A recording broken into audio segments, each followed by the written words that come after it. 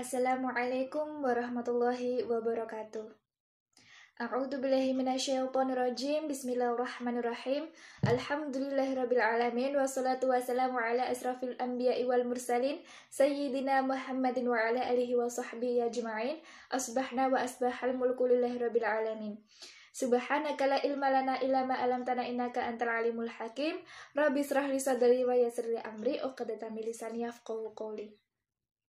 Amin amin amin ya rabbal alamin. Sebagai seorang muslim, di antara sikap kita dalam menghadapi wabah adalah kita meyakini bahwa sesungguhnya kebaikan dan keburukan itu merupakan bagian dari takdir Allah Subhanahu wa taala. Kita menyadari bahwa tidak ada satupun musibah yang terjadi di dunia ini melainkan itu semua terjadi atas perintah Allah Subhanahu wa taala. Lalu ada di surah Al-A'raf, di salah satu ayatnya Allah Subhanahu wa taala berfirman yang artinya, "Dan kami uji mereka dengan kesenangan, dengan kebaikan, dan dengan keburukan." Agar apa? Agar mereka kembali mengingat Allah Subhanahu wa taala.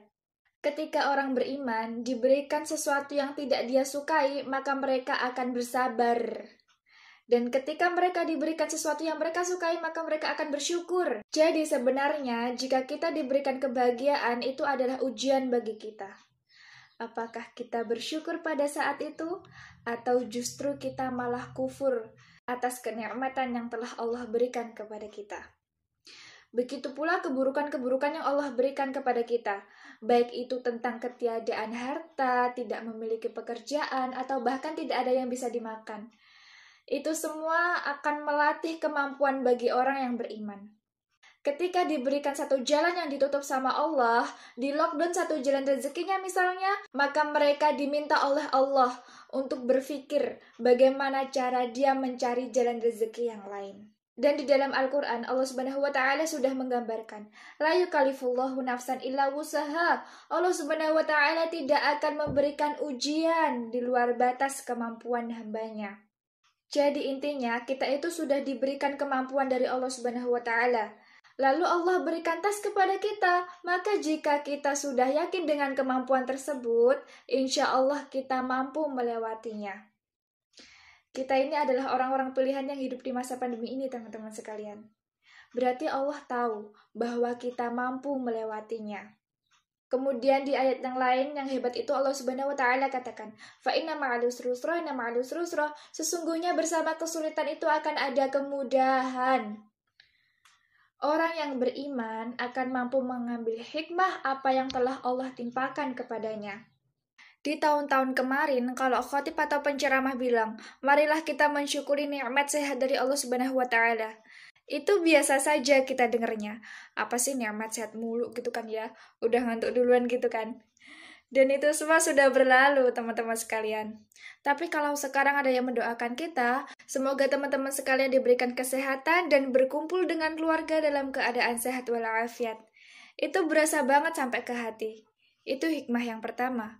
Manusia mensyukuri nikmat sehat dari Allah Subhanahu wa taala.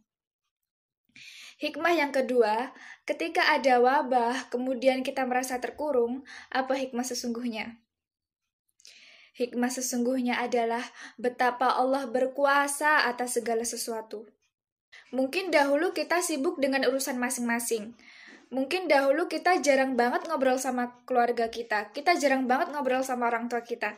Tapi semenjak kita di lockdown, kita jadi sering berkumpul dengan keluarga kita. Kita jadi sering bertukar cerita dengan saudara-saudara kita. Sering ngobrol sama orang tua kita. Itu hikmahnya.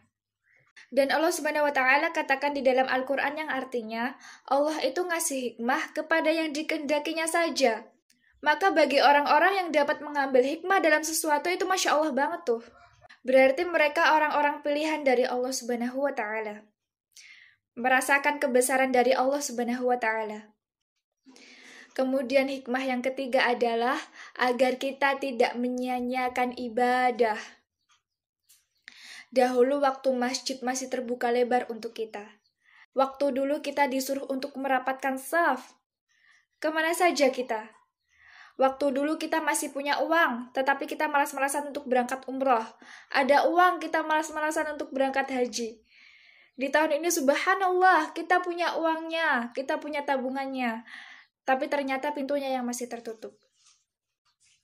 Maka semua itu adalah kehendak dari Allah Subhanahu wa Ta'ala. Lalu selanjutnya, hikmah yang keempat adalah meningkatkan solidaritas sesama manusia. Mungkin dahulu kita nggak peduli sama tetangga kita. Bahkan kita nggak tahu nama tetangga kita siapa. Mungkin kita cuman kenal satu rumah ke samping, ke kanan, ke kiri, ke depan, dan ke belakang. Kita nggak tahu yang ketiga, ke sana, keempat, kelima. Tapi sekarang lebih peduli. Kenapa? Karena setiap hari mendengar kalimat Inna lillahi wa inna ilaihi roji'un.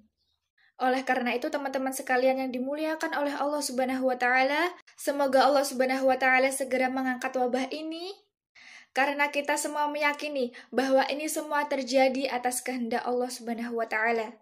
Mudah-mudahan Allah Subhanahu wa Ta'ala senantiasa menguatkan kita semua, memberikan kita kesabaran dalam menghadapi musibah ini, dan semoga Allah Subhanahu wa Ta'ala senantiasa membimbing kita di atas jalan yang lurus. Demikian tausiah dari saya, kurang lebihnya mohon dimaafkan. Terima kasih atas perhatiannya. Wabillahi taufiq wal hidayah. Wassalamualaikum warahmatullahi wabarakatuh.